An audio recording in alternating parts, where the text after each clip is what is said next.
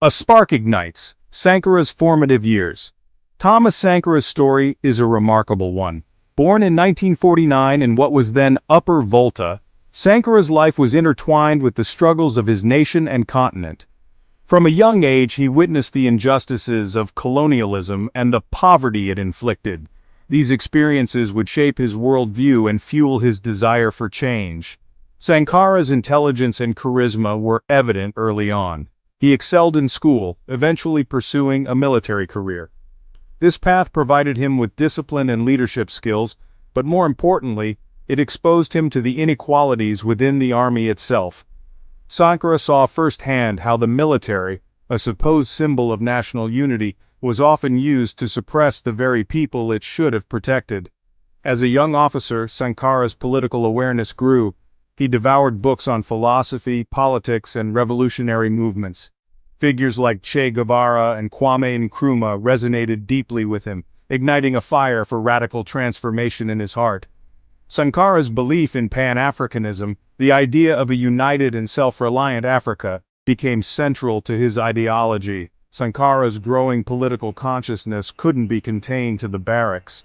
He became increasingly vocal against corruption, inequality, and the remnants of French colonial influence in Upper Volta. His outspokenness earned him both admiration and suspicion, setting the stage for his dramatic rise to prominence. Revolution in the air, the 1983 coup, and Sankara's ascent. By the early 1980s, Upper Volta was trapped in a cycle of instability and poverty. A series of coups had done little to alleviate the suffering of its people. The country was ripe for change, and Thomas Sankara emerged as a beacon of hope for the oppressed masses. In 1983, at the age of 33, Sankara, along with a group of like-minded soldiers, seized power in a bloodless coup. The coup was met with widespread popular support, as people saw in Sankara a leader who genuinely understood their plight. He had lived among them, shared their struggles, and spoke their language.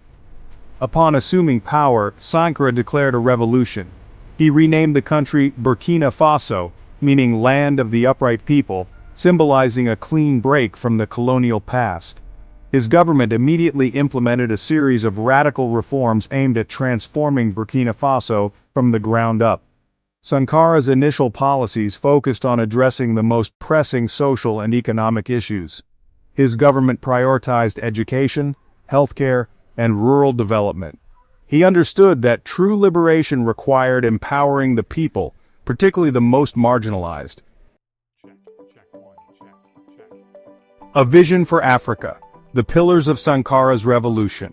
At the heart of Sankara's revolution lay a powerful vision for Burkina Faso, and indeed, for all of Africa.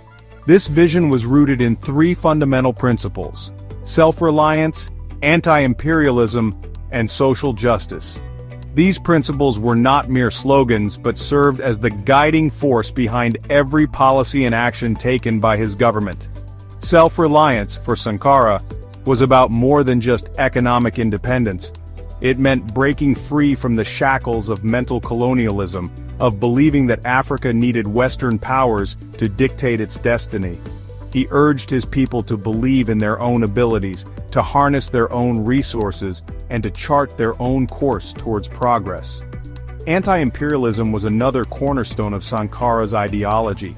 He recognized that true freedom could not be achieved while foreign powers continued to exploit Africa's resources and meddle in its affairs. Sankara's government boldly challenged neo-colonial structures, nationalized key industries, and refused to pay the burdensome debts imposed by international financial institutions. Social justice was not an afterthought for Sankara, but an integral part of his revolutionary vision.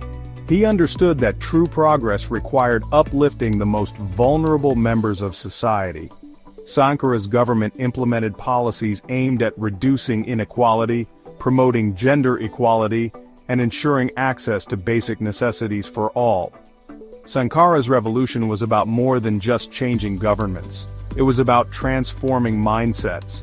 It was about empowering people to become active participants in shaping their own destinies. And it was about creating a society where dignity, equality, and justice prevailed. Section 4. Breaking the Chains. Sankara's fight against neo-colonialism. Sankara's understanding of neo-colonialism was profound. He saw beyond the overt political control of the past, and recognized the subtle yet insidious ways in which former colonial powers continued to exert their influence. He understood that true independence meant dismantling the economic, cultural, and psychological structures that perpetuated dependence. One of the most powerful symbols of Sankara's rejection of neo-colonialism was his decision to rename Upper Volta Burkina Faso. This act was not merely symbolic, it represented a fundamental shift in mindset, a reclaiming of identity and agency. By choosing a name that reflected the country's pre-colonial heritage, Sankara was making a powerful statement about self-determination. Sankara's government took concrete steps to break free from neo-colonial structures. He nationalized key industries such as mining and agriculture that had long been controlled by foreign corporations. This move was met with resistance from Western powers, but Sankara remained steadfast in his commitment to putting the interests of his people first. He also challenged the West's dominance in international institutions. Sankara used his platform at the United Nations and other international forums to speak truth to power, denouncing the hypocrisy of Western nations and calling for a more just and equitable world order. Sankara understood that true liberation required more than just political independence. It demanded economic sovereignty, cultural revival, and a fundamental shift in power dynamics. His unwavering commitment to challenging neo-colonialism at every level continues to inspire activists and revolutionaries around the world. Section 5. Sowing the Seeds of Self-Reliance. Sankara's Economic Policies. Sankara's commitment to self-reliance was not just a matter of ideology, it was a practical necessity for a country grappling with poverty and underdevelopment. He believed that Burkina Faso, and Africa as a whole, possessed the resources and the potential to achieve prosperity without relying on external handouts. Sankara's government implemented a series of policies aimed at boosting local production and reducing dependence on imports. He encouraged the consumption of locally grown food, famously stating that he who feeds you controls you. Sankara's government invested heavily in agriculture, providing farmers with training, tools, and access to credit. Recognizing the importance of industrial development, Sankara also promoted local manufacturing. He encouraged the creation of small-scale industries and cooperatives, providing them with support and protection from foreign competition.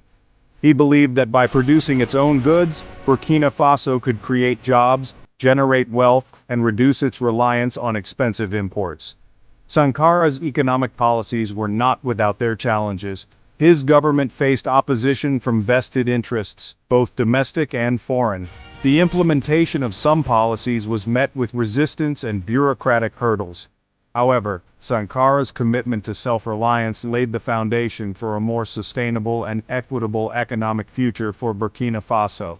His focus on local production, coupled with his efforts to combat corruption and promote good governance, had a tangible impact on the lives of ordinary people. Within a few short years, Burkina Faso witnessed significant improvements in healthcare, education, and infrastructure. Section 6. Reclaiming African Identity, Culture, and Unity under Sankara. Sankara understood that true liberation required a cultural renaissance. Colonialism had plundered Africa's resources and attempted to erase its history and traditions. Reclaiming African identity was essential for unity and pride. Sankara promoted Pan-Africanism, challenging colonial borders. He envisioned a united Africa leveraging its collective strength. Sankara encouraged cultural exchange programs and closer ties. He revived traditional music, dance, and art forms, celebrating shared heritage forged solidarity and common purpose. Sankara's cultural revival was about empowerment and pride. He aimed to create a shared identity, transcending divisions. Sankara's vision of unity and self-reliance continues to inspire.